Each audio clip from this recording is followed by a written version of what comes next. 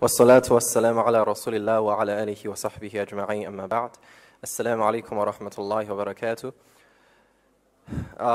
This is supposed to be a presentation. I have slides, but I think it's too troublesome to put down the screen and turn on the projector. So I'll just try to use my voice as colorfully as possible so that you don't fall asleep while still take something about this history. So you know, when I was in the University of Hong Kong, and sometimes I sit in the prayer room, and people would come in and saw me for the first time, and they would always ask, "Brother, are you from Malaysia or Indonesia?" Like, they don't even give me a chance to be Chinese. And then I tell them that actually I'm 100% made in China. And they're very shocked. And I'm very shocked by their shock, because being made in China is the least shocking thing. Why would you be shocked if something is made in China, right? They know there are Muslims in China. Everyone acknowledges the fact that there are Muslims in China. But the thing is, the Chinese Muslims collectively is a rather introverted body. So we don't connect with the word a lot throughout history. And there are many reasons for that. There is the civilizational trait that we've got. The Chinese people are generally quite introverted. We don't go out and we don't really communicate that much. And there are also other political reasons, there are historic reasons. So generally speaking, people don't know a lot about Chinese Muslims. People don't hear a lot about Chinese Muslims. Sheikh Omar Suleiman would go on the street and fight for the rights of Chinese Muslims. Well, I doubt he has ever met any Chinese Muslim, right? So our group is quite introverted and in a way a little hidden, right? Behind a veil. People don't know much about us. That's why I feel it's part of my responsibility, and it's a true story. I was in the United States. I was in San Francisco, and I went into a small masjid to pray Asr, and the imam is Bangladeshi. And he saw me and he's like, "Brother, where are you from?" And I said, "I'm from China." And his facial expression is like he has just seen a miracle from Allah. And it's like, "Brother, please sit down, let's have a cup of tea." We sat down and he said, "Brother, you have a huge responsibility." I said, "What is that responsibility?" He said, "You are from a country with 1.3 billion hardworking, diligent, friendly, and nice people. Good people, smart people, intelligent people. People who have made great contributions to humanity throughout history. And most of them, the vast majority of them, don't even know about the hereafter, let alone pursuing the hereafter. They don't even know. And that's your responsibility." And I was holding a cup of tea and I was shaking. That's my responsibility. So I am a part of, the people who should take up this responsibility. And that's why, today I'm really happy that I have this opportunity to introduce you very briefly about the history of Islam in China, how Islam came to China, how the Chinese Muslims, established their identity as Muslims, how did they live through this history in a very, unique state, in a very unique civilization. Because in Western civilization, religious freedom, personal freedom, was always something central to individual life. You would be taught at a very young age that the whole country should not feel satisfied if one person's right is being violated. And that is very different from our civilization's perspective. In China, we would think that if my sacrifice means that my group, this Chinese nation, would be better off, then let me make the sacrifice. So it's a different mentality. And let's see how this history played off. So when did Islam come to China? That's the question Brother Taha asked.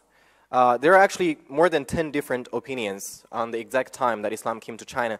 But the majority of historians believes that in year 651, we had the first written record of Muslims' presence in China. That's the Tang dynasty in China. And that at the same time, it was the Khilafah of the third Khalifa, Uthman ibn Affan radiallahu anh.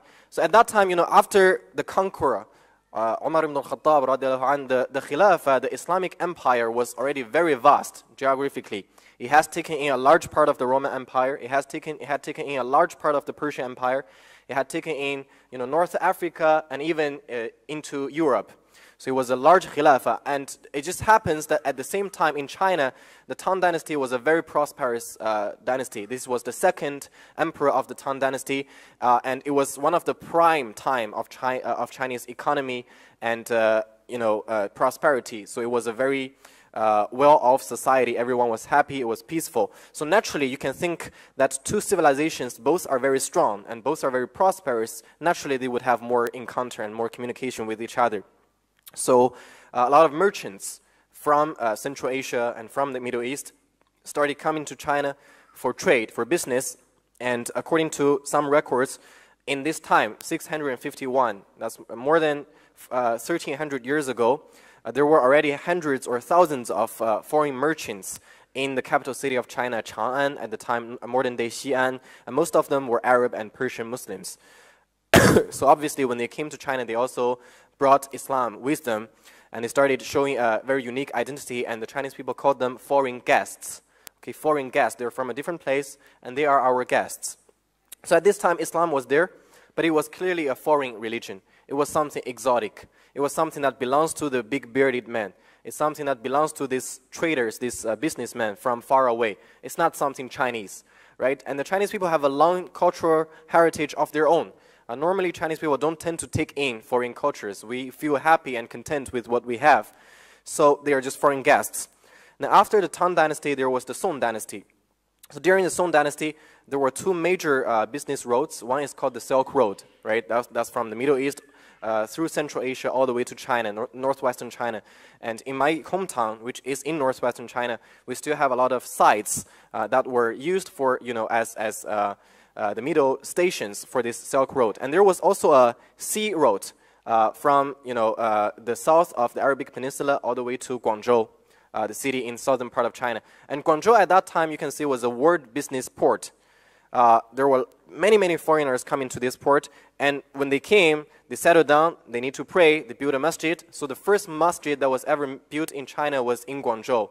It is believed it's called Guangta Si, the masjid of the light tower. And if you go to Guangzhou, you can still visit that masjid. It's very beautiful.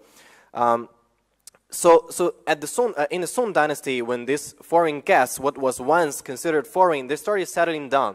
They're like, life is pretty good here. Life is peaceful here. And Chinese women are also beautiful. Let's convert them to Islam and let's marry them. Why not? So it happened for another half a century or 1 century. So they started coming into China, and they started becoming more indigenous. They started becoming people of this land.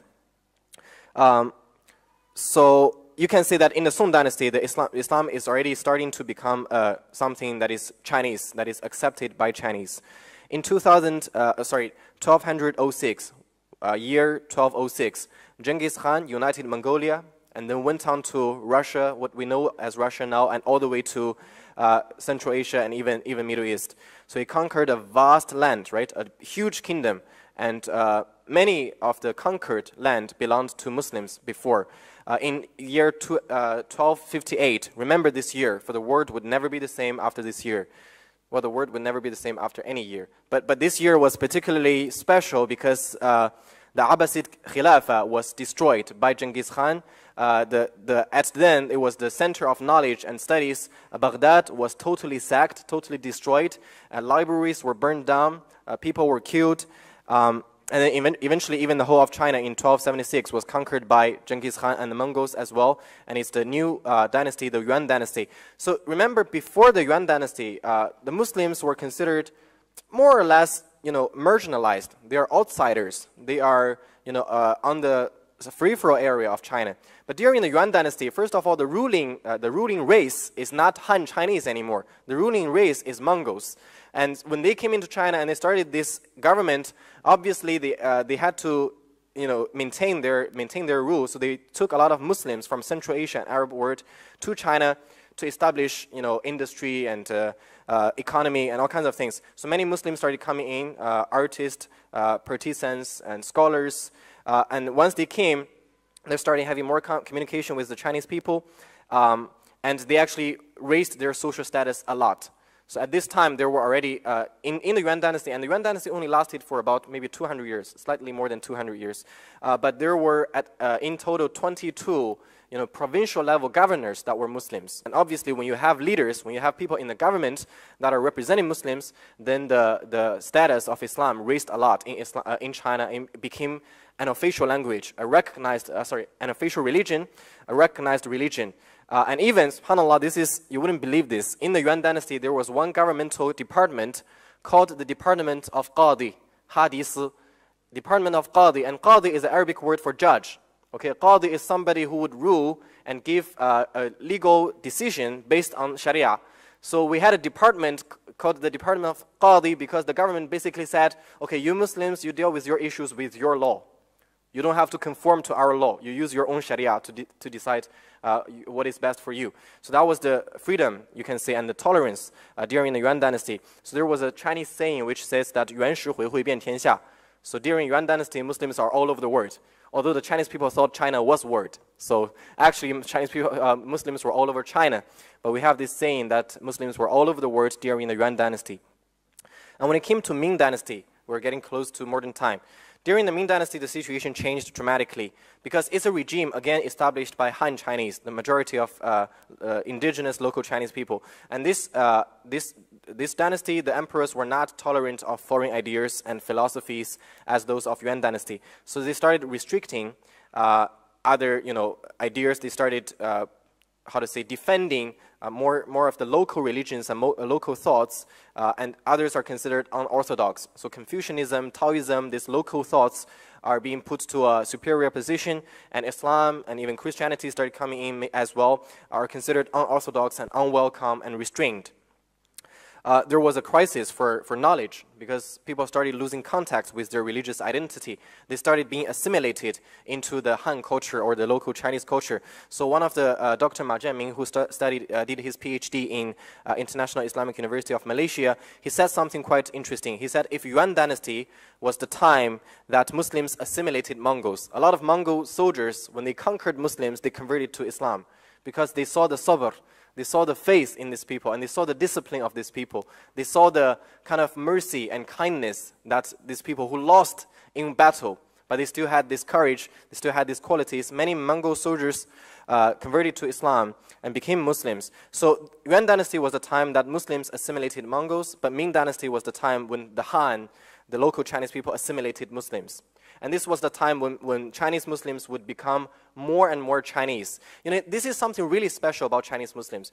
Nowadays in European countries, in North America, in Western countries, basically, the haters or the, what do we call them, the xenophobics, they would always say to Muslims, go back to your country, right? They immediately make this mental relation between Muslim and immigrant. So if you're Muslim, you're not from us, you're not from this place originally, go back to your country. But in China, it's very different. Nobody has ever said to me, go back to your country, because that is my country. Everyone knows that I am from China, my ancestors are from China, my family has been there probably for over 1,000 years. Nobody can say to me, go back to your country, this is my country. This is something special about the Chinese Muslims, and this happened during the Ming dynasty. They assimilated into the culture and became more and more Chinese. There's nothing really uniquely, distinctly special about being a Muslim. You wouldn't even know, right, until a person gets to 50 years old. You don't even see my beard now, although I'm trying really hard. But when I get to 50 years old, that's when you see maybe he's a Muslim. But now he's just a Chinese. If I don't tell you, you wouldn't know, right? Now, that's why when I was traveling around the world, going to different places, I was stopped a lot at masjid. I would go there and people are like, hey, hold on, brother. What are you doing here? What do you want to do? Ashhadu la ilaha illallah wa ashhadu anna Muhammad Rasul. Happened a lot of times. And then during the Ming dynasty, the Chinese Muslims started developing several systems to maintain their identity, to maintain the knowledge. And there was the mosque education system, similar to madrasa system in South Asia. So in this masajid in China, they would teach Islam using Arabic and Persian languages. They would use very little Chinese, actually, and they would teach tafsir, they would teach ahadith in Arabic and Persian. And that's why even nowadays, you go to northwest China, there are a lot of Muslim people who are, relatively less educated. They don't even speak Chinese very well. They don't even speak Mandarin perfectly. But if you go there and you tell them that Aina hammam or wudu, and these words they know these words because Islam has been transmitted in a way that is mixed with Arabic and Persian and other languages. It's not purely Chinese. And we have a lot of Persian words in our daily usage. We don't call fajr, we call it bamda. It's Persian. We don't call salah, we call it namaz. Similar to South Asia, we use Persian words. Anyway, another way of maintaining knowledge and defending this identity is called Han Kitab. Kitab is Arabic word for book, and Han is actually the ethnicity of the Chinese people. What is meant by Han Kitab? So before the Ming dynasty, Islam is something that we only teach to Muslims. So Muslim parents teach Muslim children. That's it. We never tried to tell people about Islam. We never tried to tell people what is this religion. But during the Han Kitab movement, this is a movement, many very learned scholars started composing books in Chinese with reference to Chinese ideas and Chinese conceptions to introduce Islam to them. For example, I read this amazing book, and subhanAllah, you know, a lot of times when people think of Chinese Muslims, they think of, oh, these poor people, they're being oppressed, they're being sent to concentration camps, they don't even know their religion, they're poorly educated. But actually, we had great scholars in the past. Okay, I've read many books in English, in Arabic, in Chinese, and some of those Chinese books are just amazing. In this one book, the author, he started, and his format is very interesting. He wrote a book, it's basically like a Q&A. So he said, my guest asked me, why don't you eat pork? And he starts answering, right? And in his answer, he didn't answer from an Islamic perspective first. He started quoting the ancient Chinese literature, from like 200 BC. The rules and regulations of the Chinese emperor at the time to the Chinese people. And he said, well, actually, you have more regulations pertaining to food than us. Right? It was written in ancient Chinese literature that if a meat is not cut properly, we will not eat it. So he said, you have more haram stuff than me. Why are you accusing me of being restrictive and things like that? He started giving ideas about, he started introducing Allah with reference to the Chinese concept of sky, tian. It's actually similar to our, because tian in Chinese, subhanAllah, it's one and it's yi and da, one and big. The two names of Allah compose the Chinese character tian, sky, and it's always been considered the highest supreme being who is in control and the creator of everything, similar to our concept, our monotheist religion. So he started using all of these concepts to introduce Islam, and so during this time, Islam really gained a momentum. More and more people got to know Islam. And after the Ming Dynasty, there was the Qing Dynasty, another harsh time for Muslims. So throughout this history, you can see there are good times, there are bad times. Sometimes it's freer to practice, sometimes it's more harder. And that's why, sometimes when Chinese Muslims complain about our current situation, oh, it's so hard, I envy you, brother, you're in Hong Kong, you can have at the peak conference, we can't even talk in our own room. We're afraid to talk in our own room. What if there's a red dot appeared on my head and I'll be gone, just for talking about Islam. But the thing is, a brother reminded me that if you look at Chinese history, we've had worse times. We've had much worse times. And those dynasties are gone. The Tang Dynasty is no more. The Song Dynasty is no more. The Qing Dynasty is no more. But Islam is still in China. Muslims are still there, right? Islam never dies. These dynasties will go away. These politicians will go away. But Islam is always there. This is Inna Dina Indallahi al-Islam. Very quickly, I want to recap, we're coming to the modern age. After the Qing Dynasty, there was the Republic of China, which is different from the People's Republic of China, 1911. And during this time, it was relatively free. We started, composing many books. Professor Muhammad Majian, the one who translated the Quran into Chinese, was born in this period as well. He studied in Al-Azhar. He was a recognized scholar not only by Chinese Muslims, but actually by Muslims all around the world, especially in Egypt as well. He translated the Quran, and then PRC was founded in 1949, and we continued to try our best with whatever we are able to maintain our identity. And I can guarantee you, I personally guarantee you, when I go back to my hometown, every Ramadan I try to go back to my hometown for a few days at least. And yes, the Muslims there may not know a lot about Islam. They may not have as much knowledge about fiqh or Sharia, but Fajr prayer, any masjid. In my hometown Lanzhou, there are more than 30 masajid. You go to any masjid, even a smaller one in an alley, for Fajr prayer, at least 100 people. So Allah subhanahu wa ta'ala, He distributes His blessings and mercy to different nations in different ways. Some nations have more knowledge. Some nations have more IT skills for da'wah. And some nations just have more persistence with their basics. And this is something that I think the Chinese people are special for. They stick to their basics, and they're nice people.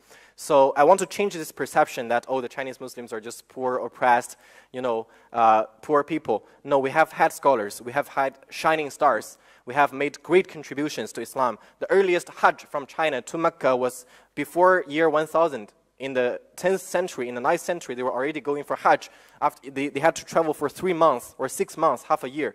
But they were already doing that. So let's change that perception. I encourage you, you're at the gate of China. I encourage all of you, when you have an opportunity, go to China, go visit the first masjid in Guangzhou, go see the Chinese Muslims, talk to them, look at what they're doing, and you will feel the power of Islam, really. When you go to China, you see Chinese Muslims, you will not feel sad for Islam, you will feel proud of Islam. And this is, my message to you. And if you have more questions about Chinese Muslims or the history of Islam in China, you want to see some pictures, feel free to come to me, and I'd be more than happy to share with you. جزاكم الله خيرا. السلام عليكم ورحمة الله وبركاته وصلى الله وسلم وبارك على نبينا محمد وعلى آله وصحبه أجمعين.